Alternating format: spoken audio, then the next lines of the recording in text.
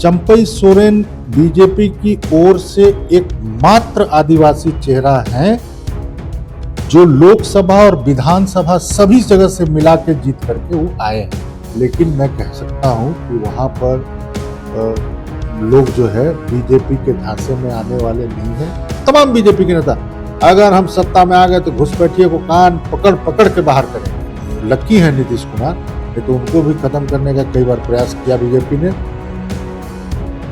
बिहार विधानसभा चुनाव के साथ घाटशिला में उपचुनाव भी संपन्न हो चुकी है।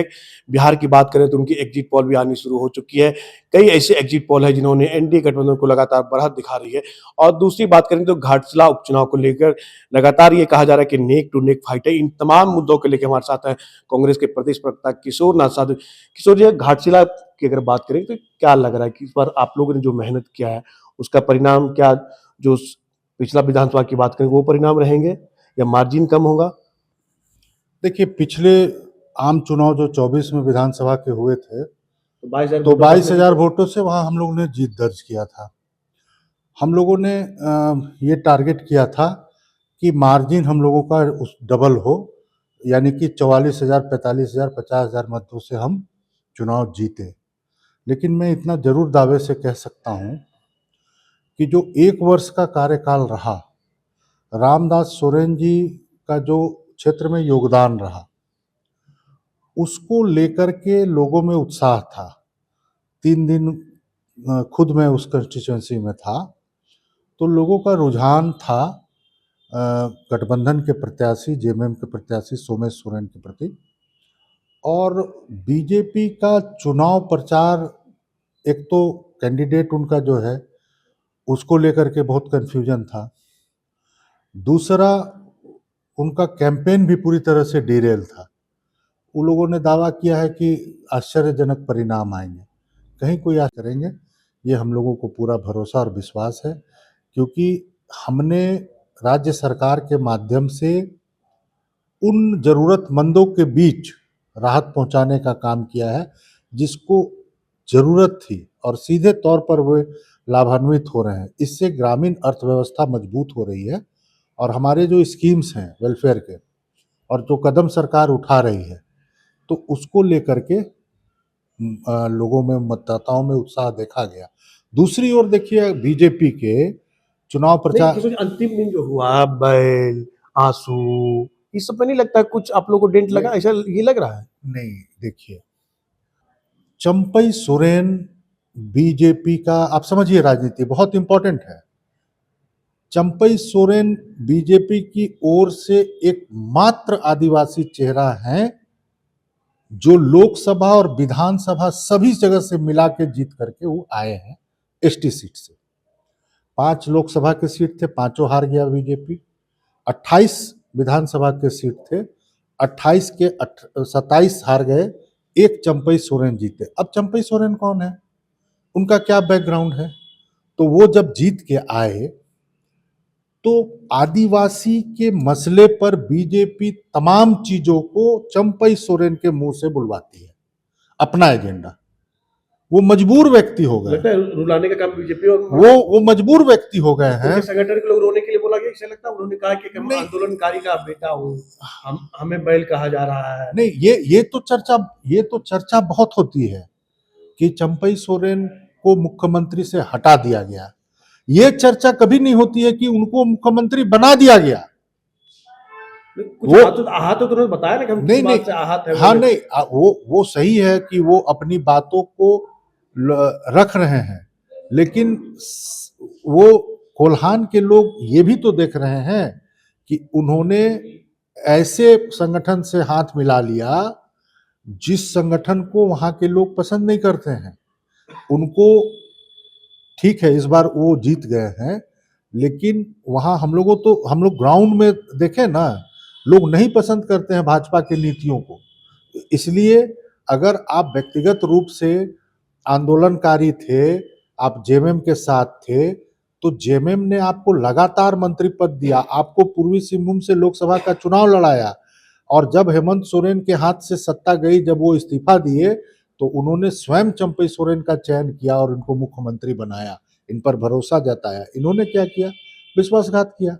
तो इसलिए बीजेपी जब चुनाव प्रचार में गई वहां घाटशिला में, तो बीजेपी का पहला बयान था कि 5 पूर्व मुख्यमंत्री चुनाव प्रचार की कमान संभालेंगे। अब देखिए राजनीति, एक चेहरा चंपई सोरेन आदिवासी के हैं जीते हुए, अगर दूसरा उनका बेटा किसी न किसी रूप से आगे आता है तो ये किसको अच्छा लगेगा? अर्जुन मुंडा को लगेगा कि बाबूलाल मरांडी को लगेगा कि रघुवर दास को लगेगा? अब करें कि ये लोग आहत है तब नहीं नहीं, इनके बेटे ये को लेके- अंतरकलह से ग्रसित है बीजेपी। इनका प्रचार पूरी तरह से डिरेल था। इनका इनका अंतरकलह जो है वो, ये चुनाव मजबूती से लड़े ही कहां, मजबूती से लड़ सकते थे। आप जिनका जिनका नाम लिए उन सबों ने जाके चुनाव प्रचार किया है बिल्कुल उनको लेके कि बिल- आप वोट दे आशीर्वाद दे। हाँ बिल्कुल किया है, लेकिन मैं कह सकता हूं कि वहां पर लोग जो है बीजेपी के झांसे में आने वाले नहीं हैं, और जो बीजेपी की नीतियां हैं, जो बीजेपी के सिद्धांत हैं, उसको वहाँ के ट्राइबल विशेष करके और लोग पसंद नहीं करते हैं। ये मैं साफ तौर पर देख के आ रहा हूँ। और रामदास सोरेन को तो 5 साल के लिए चुना था घाटशिला की जनता ने। अब आकस्मिक निधन 1 वर्ष के बाद हो गया, तो रामदास सोरेन के पुत्र को विजयी बना के और घाटशिला की जनता श्रद्धांजलि देगी रामदास सोरेन को, सोमेश सोरेन को विधायक बनाएगी और रामदास सोरेन को श्रद्धांजलि देगी घाटशिला की जनता। चलिए अब आते हैं किशोर जी बिहार विधानसभा को लेके, ये जो लगातार एग्जिट पोल दिखाया जा रहा है और आपके गठबंधन को यहाँ तो कई लोग 50 दिखा रहे हैं, कहीं 80 दिखा रहे हैं, कहीं 111 दे, क्या लगता है कहाँ चूक? अगर एग्जिट पोल की सिर्फ बात करते हैं, क्या लगता है इस बार बिहार में आप लोगों ने जिस तरह से मेहनत किया था कि बदलाव होगा, ये एग्जिट पोल क्या लगता है फिर से आप लोग बैकफुट में आ गए? नहीं देखिए, आप थोड़ा स्मरण कीजिए 2024 के लोकसभा के चुनाव, वहाँ पर एग्जिट पोल जो है पूरी तरह से फेल किया। जो 400 सीट के आसपास दिखा रहा था बीजेपी का, नहीं, झारखंड चुनाव में भी इस तरह का हुआ था। हाँ, झारखंड के विधानसभा के चुनाव में भी दिखाया कि एकदम एनडीए गठबंधन जो है सो, तो ये क्या है कि किसी को फेवर करने के लिए आप पूरी सिस्टम की विश्वसनीयता को ही खत्म कर दे रहे हैं। पहले क्या होता था कि एग्जिट पोल के आसपास एक्चुअल परिणाम आते थे, आसपास कि मतलब 20 सीट 25 सीट कहीं। अब तो कोई मेल ही नहीं है।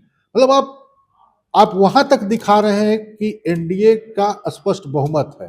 ये एक एक हवा बनाने की प्रयास है। 203 तक दिखाया जा रहा है जब 14 तारीख को इतना ही टाइम में चुनाव परिणाम आएंगे, तो आप देखिएगा कि ठीक उलट जो है चुनाव परिणाम आएंगे। मैं सब आप ही से जानना चाहूंगा कि जो वहां का इतिहास है, जो हम लोगों ने देखा ट्रेंड वोटिंग का, तो जब जब एनडीए की सरकार आई है तब 52%, 50% से 55% वोटिंग हुई है, और जब जब गठबंधन की सरकार आई है, आरजेडी के नेतृत्व में सरकार आई है, तब 60 के ऊपर वोटिंग हुई है। हम लोग जो राजनीतिक रूप से मानते हैं कि 20 साल के सरकार को 5वीं बार लाने के लिए इतने जोश से मतदाता कभी वोटिंग के लिए नहीं निकले। जो 64, अब देखिए ना घाटशिला में 74% वोटिंग हुआ, यहाँ पर 64% 65% बिहार में वोटिंग हो रहा है। तो जनता जो अधिक परसेंटेज होने का आप लोग मानते हैं कि सत्ता बदलाव होगा जैसे आप बिहार में कह रहे हैं? हाँ, नहीं, मैं ये कह रहा हूँ कि जो वहाँ के मतदाता का प्रतिशत, मतदान का प्रतिशत जो बढ़ा, वो वर्ग कौन है मतदान के लिए जो निकले हैं वो, तो वो वर्ग जो है सो देखिए, आज से नहीं, ये महागठबंधन के प्रयासों का नतीजा है। और जो अभियान राहुल गांधी ने 15 दिन का वहाँ वो वोट अधिकार यात्रा निकाला, हम लोगों को भी कई जिलों में जाने का अवसर मिला। मैं तो देखा 3-4 लेयर सड़क के किनारे लोग खड़े रहते थे, एक लाइन नहीं, एक लाइन के पीछे लाइन, फिर पीछे लाइन, और घंटों इंतजार करके उनको स्वागत लोगों ने किया। तो युवाओं में गजब उत्साह था, महिलाओं में उत्साह था, और जो इन लोगों ने प्रयास किया, बीजेपी ने जो हर जगह करते हैं कि घुसपैठिए घुस गए हैं, घुसपैठिए घुस गए, असल में वो हम हैं। अब उनके गिरिराज सिंह तमाम बीजेपी के नेता, अगर हम सत्ता में आ गए तो घुसपैठिए को कान पकड़ पकड़ के बाहर करेंगे। अरे तुम बसाया तो तुमने, 20 साल से तुम सत्ता में हो, केंद्र की सत्ता में तुम हो और दोष हमको देते हो।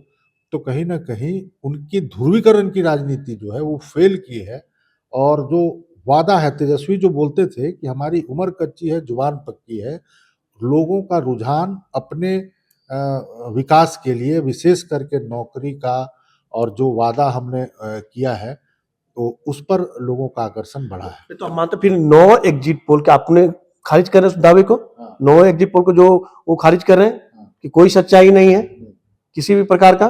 बिल्कुल। अगर ऐसा होता तो क्या आप लोग का जितना आप लोगों को सीट मिला था, अगर वहां बात करें बिहार की बात करेंगे, तो आप लोग फिर फ्रेंडली फाइट में ये सब बताया अगर चूक होती है कांग्रेस और आरजेडी सीपीएम एमएल जो उसके कारण हो रहा है कि इन्होंने फ्रेंडली फाइट खेल लिया, इसके कारण नुकसान हो रही है इंडिया गठबंधन को। इसकी चर्चा चुनाव के पहले से चल रही थी और उस पहले तो ये सब के सब बिल में थे, चुप थे। जैसे ही कुछ सीटों पर इस तरह की घटना हुई कि गठबंधन दल के दो पार्टनर चुनाव लड़े, संजय यादव ने आप पे सवाल उठाया। हाँ, जो यहाँ के जो जैसे मंत्री उन्होंने कहा जब ऐसी परिस्थिति बनी तो हमारे जो लोग हैं, हमारे विपक्षी लोग हैं, बड़ी उत्साहित हो गए कि इसमें तो दरार हो गया, अपना ये कई प्रत्याशी चुनाव मैदान में हैं। लेकिन कई अवसरों पर हमारे शीर्ष नेता या उनके शीर्ष नेता ने कहा कि ये भी हमारा फ्रेंडली फाइट भी हमारा स्ट्रेटेजी है। अब मैं उदाहरण देना चाहता हूँ।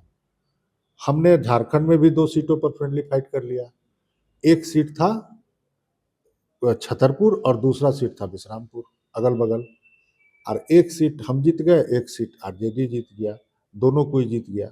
तो अब शीर्ष नेतृत्व का इस और मुझे लगता है कि वो तो लगता है इससे आप लोग को नुकसान नहीं होगा, जैसे आप कह रहे हैं फ्रेंडली फाइट से कोई नुकसान नहीं होने वाला बिहार में, तो 14 का परिणाम आप लोग भी देखेंगे। हाँ, कोई नुकसान नहीं होने वाला। नहीं, मुझे नहीं लगता है कि उन सब चीजों का अब कोई ये रह गया है, चूंकि अब जनता का जो जनादेश है वो मतदान जो किया है जनता ने वो पेटी में बंद हो चुका है। अब हमको जो परिणाम आएंगे उसको लोकतंत्र की खूबसूरती के साथ स्वीकार करना चाहिए और हम दावा करते हैं या मुझे भरोसा है हम सबों को जो रुझान मिला है उसके आधार पर और जो फीडबैक आया है पार्टी वर्कर का और अन्य सोर्सेस से, तो उस आधार पर हम कह सकते हैं कि एकदम क्लियर कट मेजोरिटी में महागठबंधन आएगी। और ये नीतीश कुमार को तो ऐसे भी बीजेपी का जो चरित्र रहा है कि जो रीजनल पार्टियां हैं वो अपने ही अलायंस पार्टनर को खत्म करती है और कई बार प्रयास लकी है नीतीश कुमार, नहीं तो उनको भी खत्म करने का कई बार प्रयास किया बीजेपी ने, लेकिन वो अभी तक बचे हुए नहीं किशोर जी, अब तो जो हवा बन रही है, कह रहा है कि बीजेपी भी अपर सीट में नीतीश कुमार आ गया है कि इस बार का रिजल्ट देखेंगे नीतीश कुमार को अपर हैंड किया जा रहा है कि नीतीश कुमार का अच्छा परफॉर्मेंस हुआ है, उन्होंने जो वायदा किया था, जो 30,000 महिलाओं को दिया, इन सब चीजों को उनको लाभ मिला है। ये हो सकता है लोग अपने अपने हिसाब से विश्लेषण करते हैं। जन स्वराज पार्टी के लोग कहते थे कि या तो हम स्पष्ट बहुमत में आ जाएंगे या नहीं तो कहीं नहीं रहेंगे, या तो कहीं नहीं रहेंगे। तो हम लोगों को पूरा उम्मीद था। देखिए क्या है कि लोगों का भरोसा जीतना साधारण बात नहीं है। आप अगर बहुत ही धीरे धीरे और बहुत कुछ करने के बाद लोग अपना भरोसा आप पर व्यक्त करते हैं और आपको मतदान करते हैं, तो हम भरोसे के लायक हैं और लोगों को जो हमने वादा किया है उस पर लोगों ने भरोसा किया है। और जो नई पार्टियां थी उन लोगों उसके चुनावी वादे पर किसी ने कोई भरोसा नहीं किया। ठीक है, अपना प्रयास किए, लोकतंत्र है, सब लोग लड़ते हैं, लड़ने के लिए तो तेज प्रताप यादव भी पार्टी बना के लड़ रहे हैं, तो उससे कोई अंतर नहीं होता है। आप लोग आश्वस्त हैं कि बिहार में सत्ता बदल रहा है? बिल्कुल, सत्ता बिहार में परिवर्तन होगा और 14 तारीख को महागठबंधन की सरकार को बहुमत मिलेगा और उसके बाद आने वाले समय में तेजस्वी यादव बिहार के मुख्यमंत्री होंगे। चलिए अगर बात करेंगे घाटशिला उपचुनाव और बिहार विधानसभा को लेकर, जो किशोर नाथ साहदेव हैं यहाँ के प्रवक्ता है, उनका स्पष्ट तौर पे कहना है कि घाटशिला भी हम लोग जीतने जा रहे हैं और बिहार में सत्ता भी परिवर्तन होगा, लेकिन परिणाम 14 को आएगा, उसके बाद ही पता चल पाएगा आखिर सत्ता परिवर्तन बिहार में होता है और घाटशिला उपचुनाव में आखिर जीत किन की होती है। सहयोगी निहित के साथ मनीष झा, रांची।